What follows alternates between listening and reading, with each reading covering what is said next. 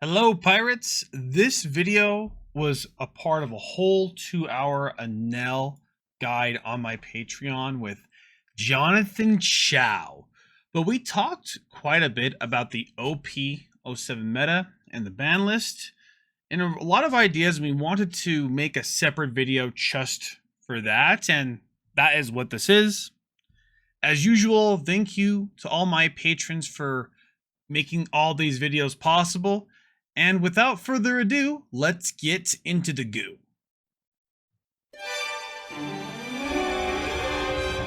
俺はルフィ、海賊王になる男だ。 It's a great day here at Kekfilet's channel, YouTube, Patreon, Amazon Plus, Snapchat Prime, whatever I put it on these days. I have with me today Jonathan Chao. How you doing today? Hey, how's it going? Thanks for having me. Good. Great. It's going well. Thanks for asking. This is Thursday morning, July 25th, to give you guys some perspective. And today we have a little bit of a guide with Jonathan Chao. I do want to kind of pre-emphasize I did have a guide with another person. His name's not coming to me this second, but that guide was actually great. I think that guide was honestly 9 out of 10. But I'd love to have Jonathan Chao's perspective because he is a really good player as well in that respect. So I just want to get his kind of perspective on not only just the meta, but specifically in now since he's, put a little bit of time into the beginning of OP07 so far. But for those who don't know who he is, his Twitters and socials will be down in the link below. He's multiple serial winner, heavy One Piece collector. Is there anything else you want to say about yourself?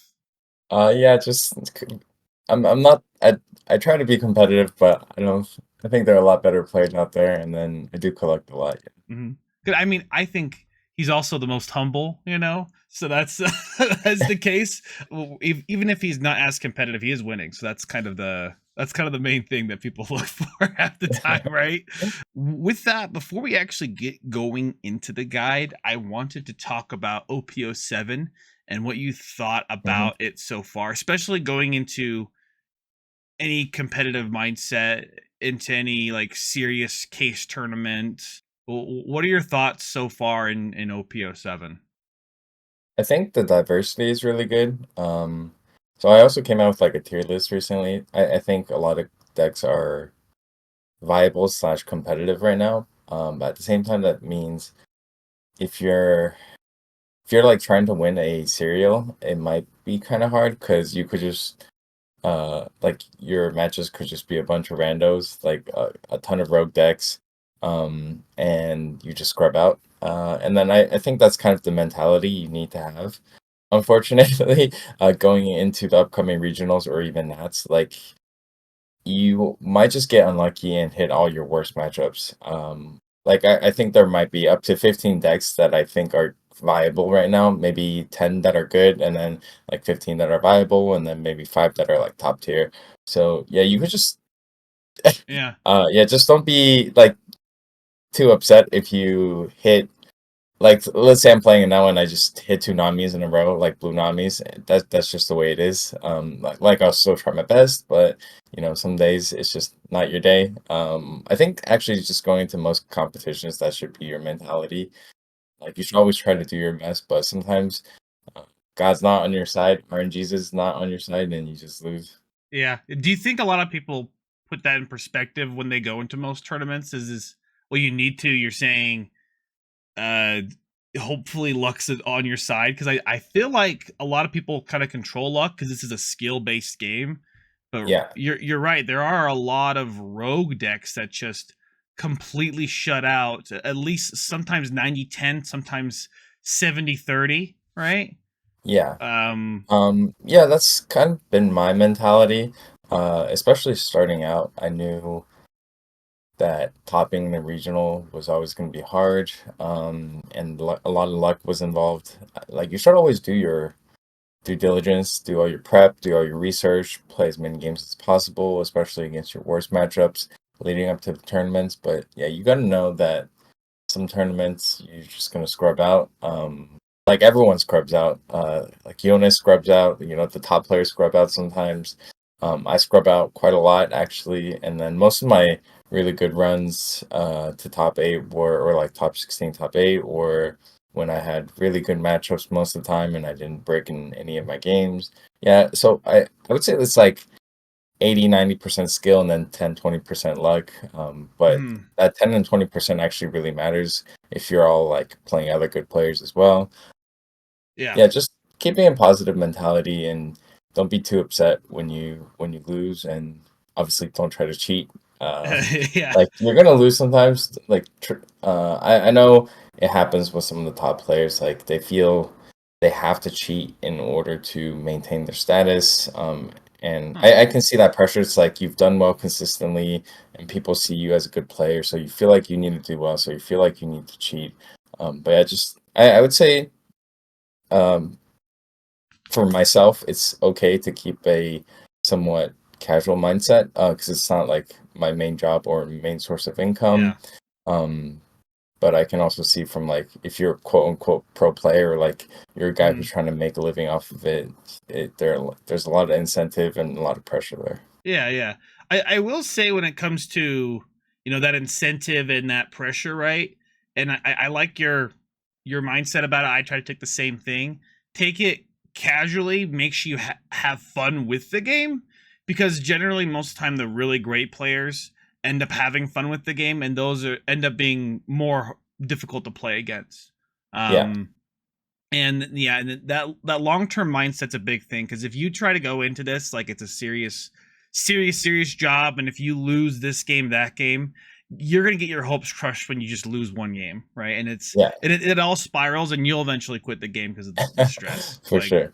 So um if you do get lucky, just give it your shout outs and then brag about how great you are, right? So Like don't get me wrong, I tilt too. I'm like, oh fuck, I lost that game. I shouldn't have lost it. hmm It feels bad sometimes. But usually like a couple games after or the day after, I'm like, oh, it is what it is, and then yeah, you move on with life. Yeah, because most of the time the game won't matter a year from now. Most of the time, right? yeah, And usually it's never like one game. It's like two or three games that affect it, right? It's yeah, because if you could just only lose one game, that's great. That means you pretty much topped, right? right. But if you lose two or three games, then you're in red territory. But as far as the meta goes with the decks, you're thinking, is there any? I mean, other than Nell, because obviously we're doing a Nell guide and we think it's a pretty standardly good deck. Is there anything you're hmm really looking out for to be, just potentially a little too overpowered or strong for these next upcoming regionals? Um, so I think the top three are RP Law, BY Luffy, and Lucci. Like pretty hands down, those are the hmm best three, and then Anel and Bonnie are like right behind them. Um, I think if Lucci sees all the right pieces, I think it's best deck in format. But just like hmm overall, I think probably RP Law is best deck. hmm Just with all the consistency of big bodies. Um, hmm like I know it didn't get all that much support, but like the 3 cost 6K, hmm 6K, Sanji. it's three, yeah, the Sanji, and it's a 2K counter. That's crazy. I think that just increased the consistency of the deck a lot more. hmm Most decks I know run at least 10 draw cards, so like the Reijus, the Queens, and then Sundays, Sundays. yeah, And yeah, so like, and then they run like 16 blockers or sometimes like 20 blockers, and yeah. then the rest are just rush cards. So it's like everything is pretty consistent now.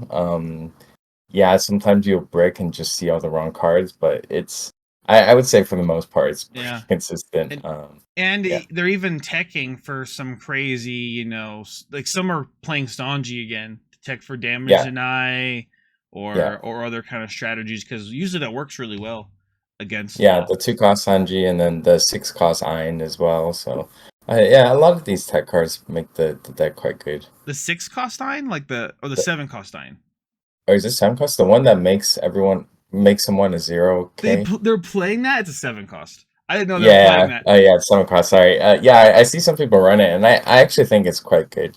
Especially against like decks that just play big bodies. Yeah. Bonnie and now come to mind. Yeah. Okay.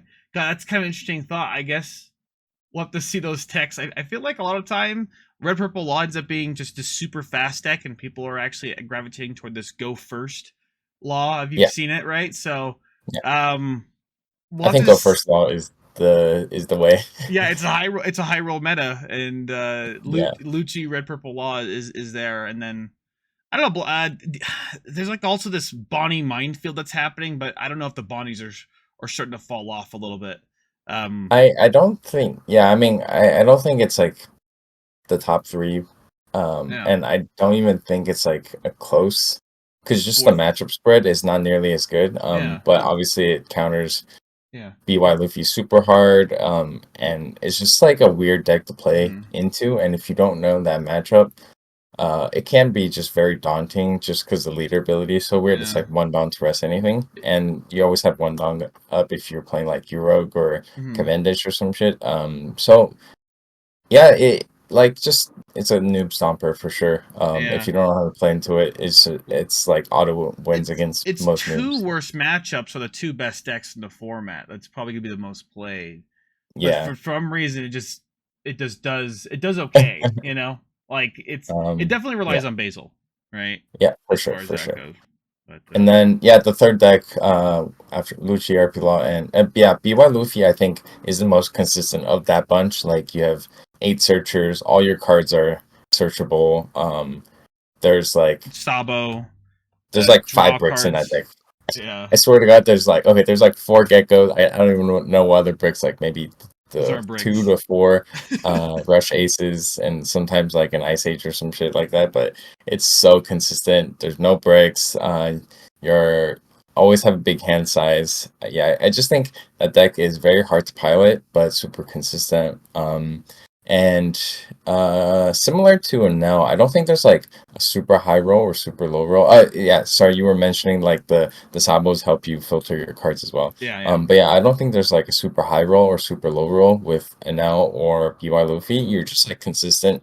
And I think that tends to do well in large tournaments. But also at the same time, like if you're playing Lucci or RP Law and you're just like on a pretty good roll, then you'll probably just take it. The whole tournament. I'm sure most players that have won like the store regionals with Law or Lucci, they said they've went on a pretty good run. But I think that's that's every winner. Like a blue boa, they said, oh, I didn't see Lucci. Oh, blue. Things of that nature, right? And then you don't see like a Nell winner say, oh, I didn't face X deck. I didn't face Nami, right? That's exactly. It seems to be overall above board consistent. I think that's what kind of people are going for if they want to see the top cut. So, with that, let's actually just jump into the guide then. Why? Cool. Why should we be playing Enel?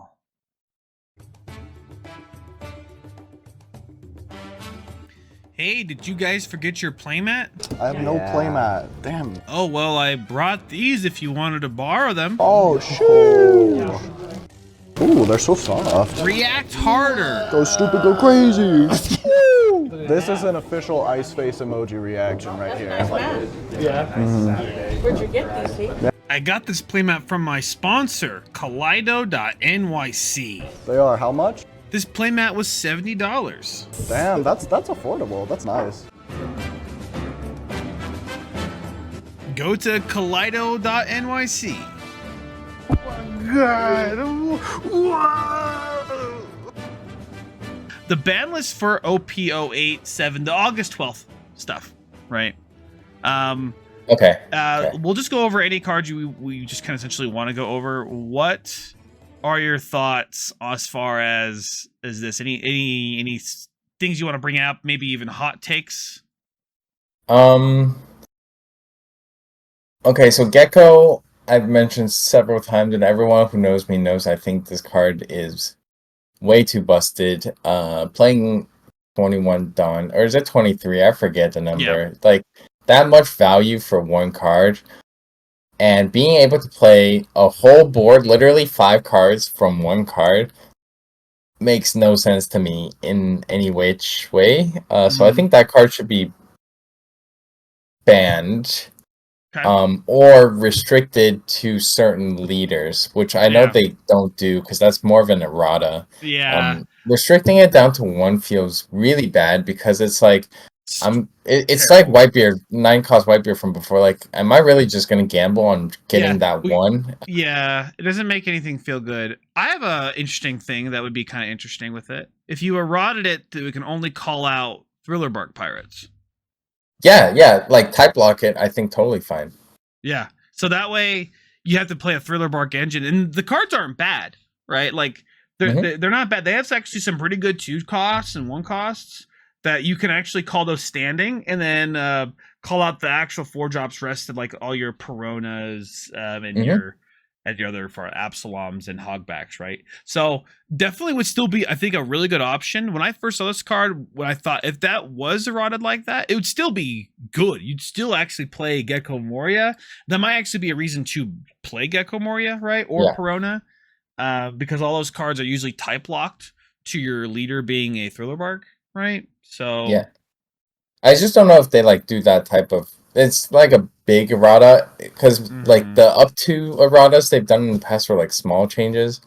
Yeah, and then like any new player wouldn't know the errata, so there's also like some user experience things to consider. I think the thing, even with user experience, they have to know it's bad, right? So there's arguments for both things, I think, but definitely you're right. something needs to happen. I even think, with this card, it basically makes Black Yellow Luffy's big engine go. But in my opinion, with Black Yellow Luffy and Gecko Moria, they should either make a card that does something similar or does. I think they have cards that are kind of like that, actually. But in the trial deck, that it calls out cards from trash. It's like, but maybe it can be better, right?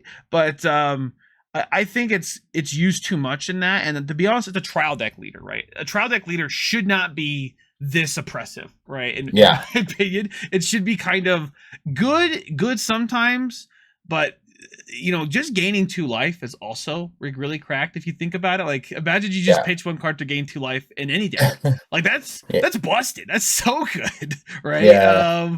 So I find that you banning this and crippling Black Yellow Luffy, it doesn't cripple it too much. It definitely wouldn't make it not a broken deck. So not everyone would be maining it, right? But it would balance that out. So either banning it or just making it only Thriller Bark cards can come out of it, right? Because if you were to make this only Thriller Bark leader locked, like Gecko Moria or Perona, then you'd still do busted things with it. People will just play Gecko and Perona and still like almost Spandine combo, like the whole deck, right? So it's kind of my main thing. What are your thoughts on Rebecca? Do you think this needs to be something needs to happen with Rebecca? Is this just too good of a card? I think she's fine. Okay. Personally, yeah, I see like her value is quite high, but I would say if you aren't able to chain her with other things, it's not nearly as bad. Like, if you can only play a Brook from this or like grab a 2K, it's really not that bad. Or like a Hina, it just feels fine. It's just like when you combo it with the Gecko and you play a Helmeppo plus like a Hina, and then you have 2 Dawn left over to do something else, or like you play this and then Helmeppo, then you Spandine, then you Lucci. I don't know, just like the whole combo chain is what makes it ridiculous. So I think the root of the problem is Gecko. Yeah, the root of the problem is Gecko. I think most time it's the added blocker of Rebecca that makes it a little gross. I think this card's good if it didn't even have blocker on it. It would just do good things. I agree. But the fact that it's also a blocker is just absolutely silly. So okay, got it. I have a hot take. Before we go to another one. Okay. No. Kid and Killer. This is a hot take. I think this card in Red Purple Law is just too strong. Like, if you see this card, you're winning games usually. It's a 4-cost 7K when you think about it. It's conditional, kind of conditional. No counter, but a 4/7 is good. I think this is maybe too much of a hot take. You could even go into like things like Reiju, right? Being Vince Smoke locked only. But what are your thoughts? Yeah. Huh. So Razor's the one I think is the issue. Sure. Specifically, it's hard to identify what I think the issues with RP Law are. I think just the whole combination of everything. Yeah. I don't get me wrong. I agree with you. 4-7 rush, He's strong. kind of conditional, is Yeah. really ridiculous. And they can play it for less than 4. They can play it for free. Yeah. A free Uh, 4-7. Yeah, actually. yeah, if they have like Kid on board, it's a free 4-8. hmm Yeah, it's just like there's so many things. It's just a combination of that deck that makes it so good. But I do think one of the the thing I'd like to see least is Reiju. Because when they play it, they're up 2 cards straight up. It's like there's this condition is not a condition for RP Law. Yeah, it's not. I agree.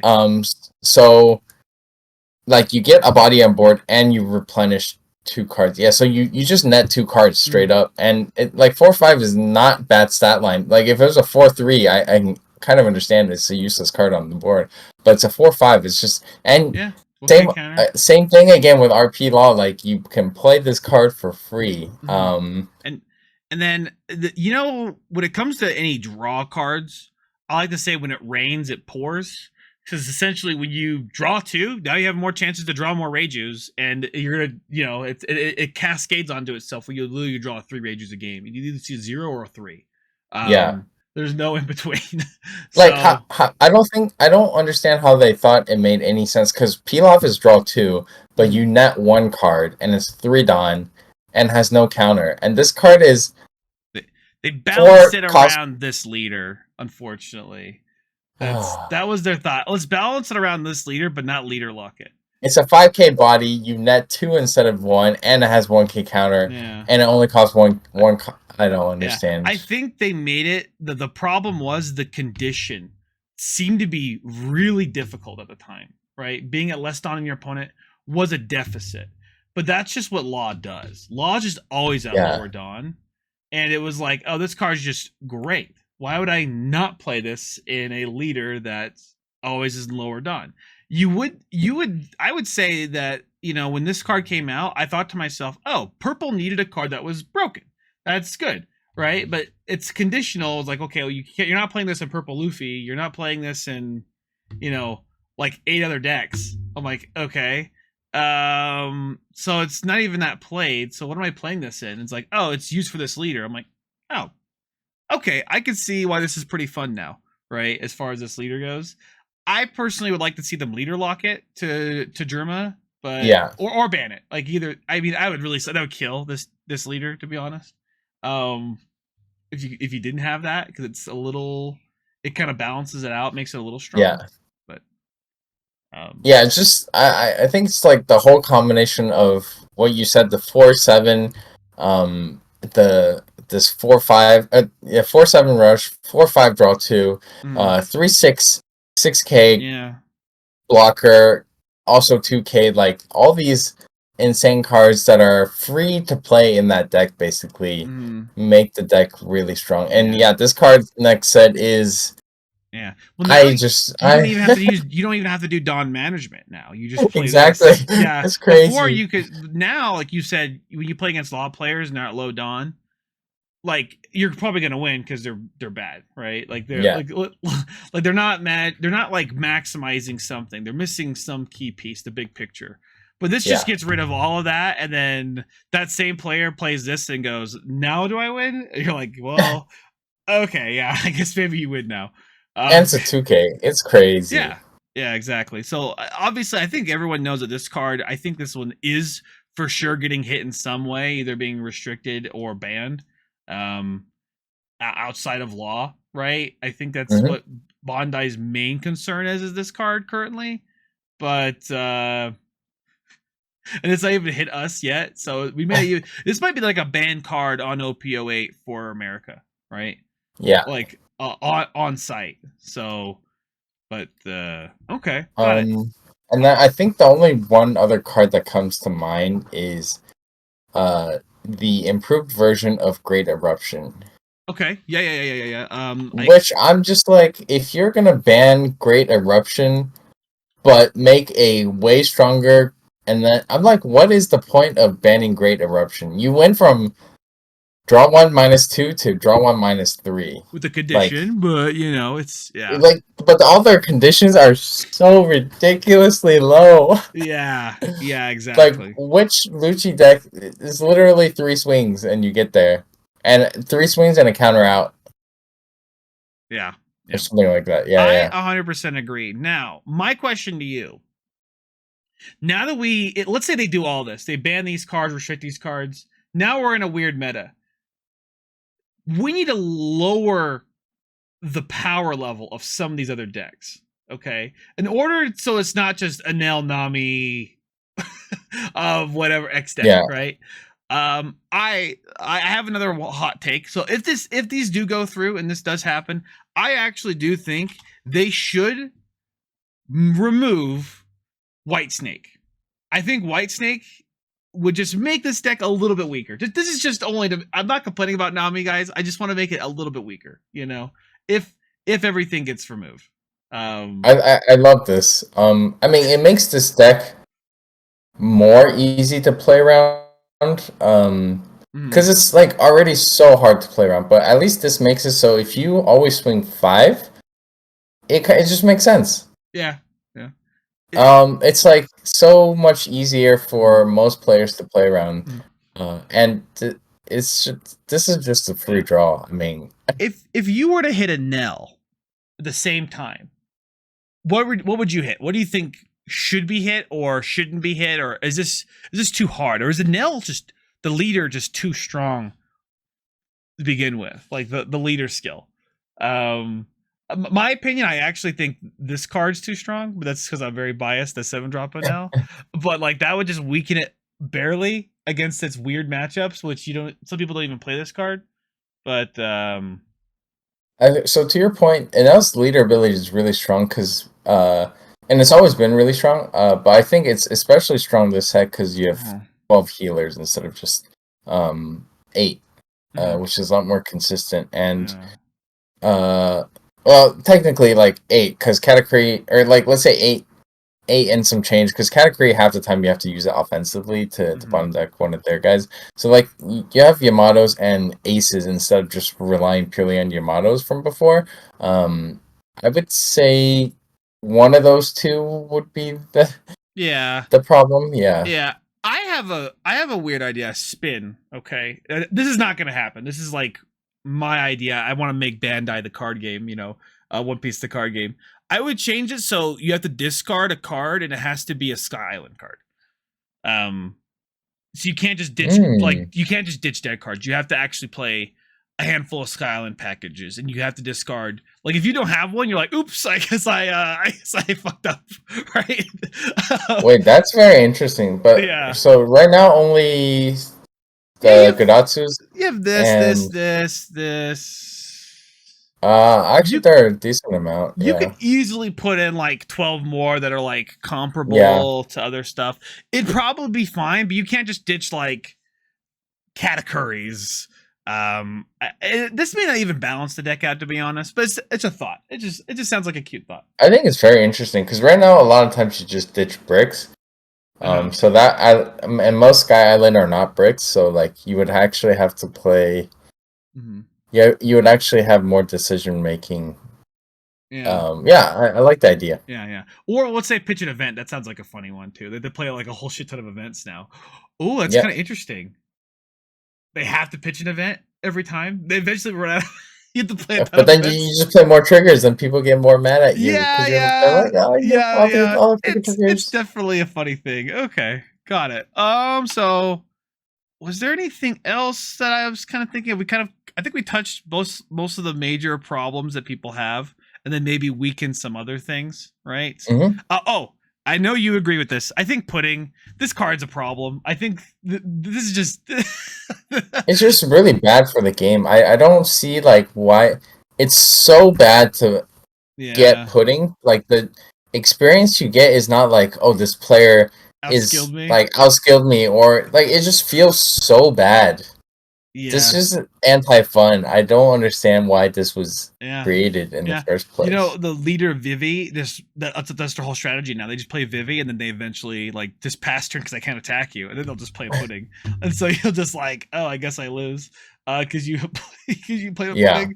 So it is a funny aspect to that. So I think it's a little bit of lazy design, in my opinion. I wouldn't ban any other hand destruction. Maybe they can make hand destruction in blue, but this is too much, right? Like if it made you like discard 2 cards, if you're at like a threshold, right? Mm-hmm. Or actually, what if it was just like pay 4, make your opponent discard 2 cards? Doesn't matter where they're at.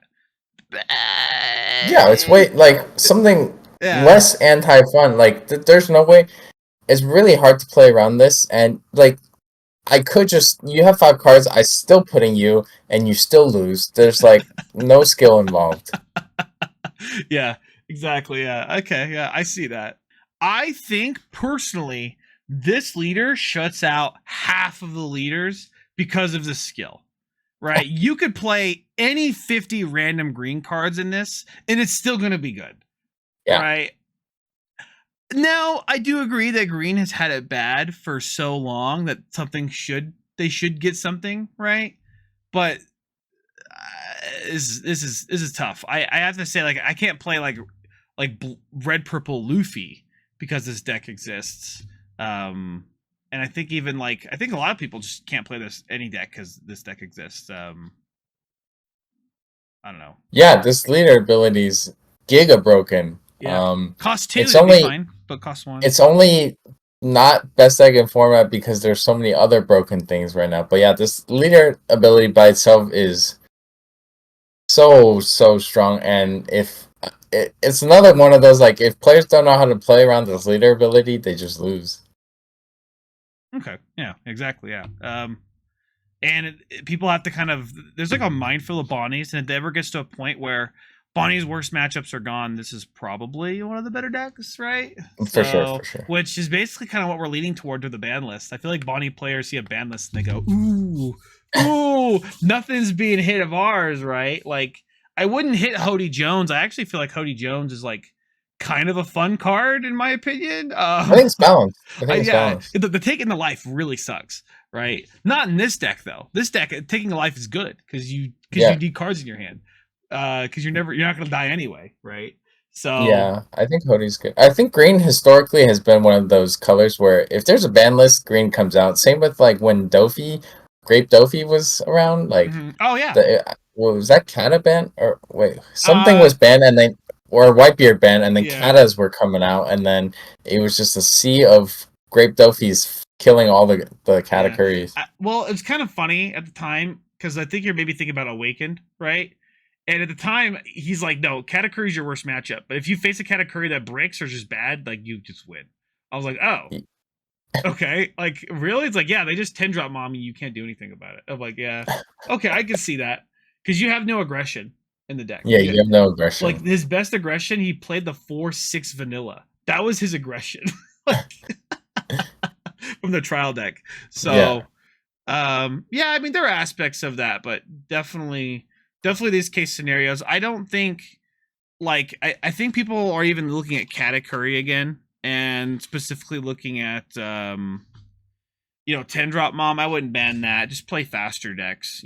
People can't play too slow of decks, right?